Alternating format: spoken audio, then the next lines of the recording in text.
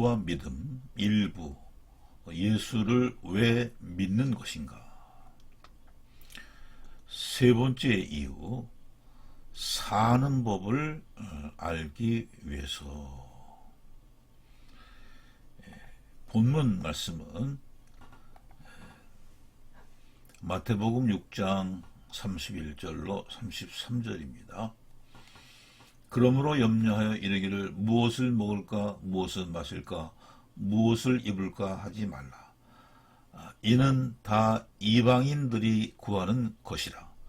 너희 하늘 아버지께서 이 모든 것이 너희에게 있어야 할 줄을 아시느니라. 그런즉 너희는 먼저 그의 나라와 그의 의를 구하라. 그리하면 이 모든 것을 너희에게 더하시리라. 아멘. 사람이 처음 삶을 시작한 곳은 에덴 동산이었습니다. 에덴 동산은 하나님께서도 오시는 곳으로서 낙원이었죠. 보기 아름답고 먹기에 좋은 나무가 과실나무가 가득 있고, 또 동산 각종 나무의 열매는 사람들이 마음껏 먹을 수 있었습니다. 다만 선악과는 먹지 말도록 그렇게 하셨죠. 에덴 동산은 선악과를 먹지 않고 하나님의 뜻 안에서 생명과를 먹으면서 살도록 되어 있었습니다. 생명과를 먹으며 살았다면은 죽음 없이 영생할 수 있는 그러한 곳이었죠. 물론 이제 하늘에 입성이 돼야 되죠. 창세기 3장 22절의 말씀을 보니까 여호와 하나님이 이르시되 보라 이 사람이 선악을 아는 일에 우리 중 하나같이 되었으니 그가 그의 손을 들어 생명나무 열매도 따먹고 영생할까 하노라 하시고 라고 말씀이 증언해주고 있습니다. 생명나무의 실과는 영생하는 그러한 과실이었습니다. 불로장생과인 것이죠. 창세기 2장 17절에 보니까 선악을 알게 하는 나무의 열매는 먹지 말라. 내가 먹는 날에는 반드시 죽으리라. 이렇게 하나님이 말씀하신 대로 선악과 나무 열매는 먹지 말아야 했었습니다. 그러나 아담과 하와에게는 하나님의 말씀에 청종해서 살만한 여력이 없었습니다. 또 에덴 동산에는 마귀가 있었기 때문에 그 마귀가 선악과를 먹도록 유혹을 했습니다. 하와는 이 유혹을 이기지를 못했죠. 그래서 아담의 아내 하와는 하나님께서 먹지 말라고 하신 선악과를 먹고 말았습니다. 또 아내 하와의 손을 통해서 아담도 선악과를 먹고 하나님을 거역하여 에덴 동산에서 쫓겨나고 말았던 것이죠. 어린아이는 부모의 보호를 받으며 자라야 건강하게 옳은 방향으로 성장할 수 있습니다. 사람도 역시 하나님의 피조물로서 연약하기 때문에 하나님의 보호를 받아야만이, 그래야 하나님께서 원하시는 그런 삶을 살 수가 있습니다. 그런데 하나님을 거역해서 하나님의 품에서 쫓겨나 고난을 자초하고 말았습니다. 하나님께서 원하시는 구원의 수가 있으시기 때문에 참고 계신 것이나 결국은 심판을 하실 것을 성경은 곳곳에 기록해 놓고 있습니다. 그래서 아담이 쫓겨난 이곳은 생존 세상입니다. 이 생존 세상은 하나님께서 특별한 사람에게 찾아오시기는 하지만은 마귀의 역사가 아주 극심한 곳입니다. 하나님을 떠난 가인의 후예들은 하나님의 뜻과는 거리가 먼 본능이 원하는 대로 육체의 향락을 위주로 타락한 삶을 살았습니다. 높게 성을 쌓았습니다. 무기를 만들었습니다. 악기를 만들었습니다. 또 아내를 여러 명 두고 위로하며 살고 싶은 대로 살았습니다. 자기 자신을 위로하는 것이죠. 세월이 흐르면서 아담과 아벨의 계보인 하나님의 아들들마저 하나님의 마음을 떠난 가인의 계열 사람들의 딸들과 결혼을 해서 그 문란함은 하나님께서 보실 수가 없었어요. 하나님께서 사람을 지으셨음을 한탄하시고 하나님의 마음을 그들에게서 거두십니다. 그리고 홍수로 멸망을 시킵니다. 하나님께서 은혜를 베풀어 주시기 때문에 하나님이 정하신 동물들과 노아와 그 가족들만 방주를 타고 살아남죠. 그래서 인류의 역사를 새롭게 시작을 하도록 하셨습니다. 그러나 노아의 홍수 이후에도 사람들은 여전히 생존적인 인본주의 삶을 살았습니다. 오죽하면은 하나님께서 온 땅의 언어를 혼잡하게 하시고 사람들을 온 지면에 흩으셨습니다. 그런데도 불구하고 사람들은 하나님을 거역하며 각기 제 길로 갈면서 타락한 인류의 역사를 이어오고 있는 것입니다. 인류는 자신들의 힘으로 이룩한 문명 세계에서 물질 만능주의 삶을 오늘도 살고 있습니다.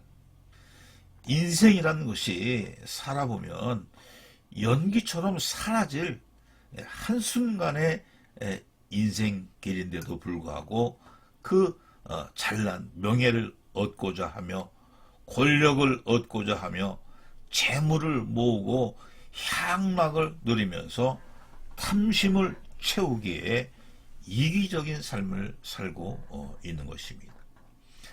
그야말로 약육강식의 이 생존 세상인 것이죠. 그러나 이 생존 세상에도 도덕적 본성을 사람이 가졌기 때문에 사람들은 그 가운데 사랑을 베푼다, 자비를 베푼다, 구제 사업을 하기는 합니다. 그러나 순수하지는 않죠.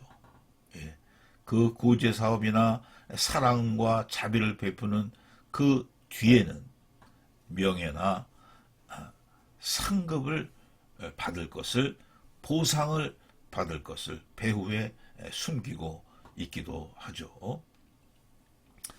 의학이 발달해서 많은 질병을 고치고 수명도 연장이 되기는 했지만은 그러나 사람은 결국은 죽을 수밖에 없습니다. 지식 정보화의 시대에 지식이 바다를 이루고 있지만은 그 수많은 지식 가운데 참 진리는 없습니다.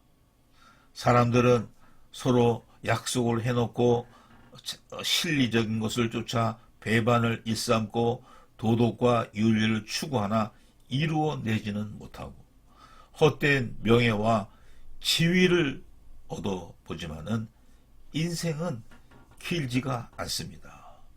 온갖 휴게 시설이 있지만은 참 평안이 없고 참 안식이 없는 그러한 삶을 살고 있습니다. 수천만 마리의 메뚜기 떼가 곡물을 갉아먹어 황폐해지고 있고, 지금 전염병으로 몇 달 사이에 수십만 명이 죽었습니다.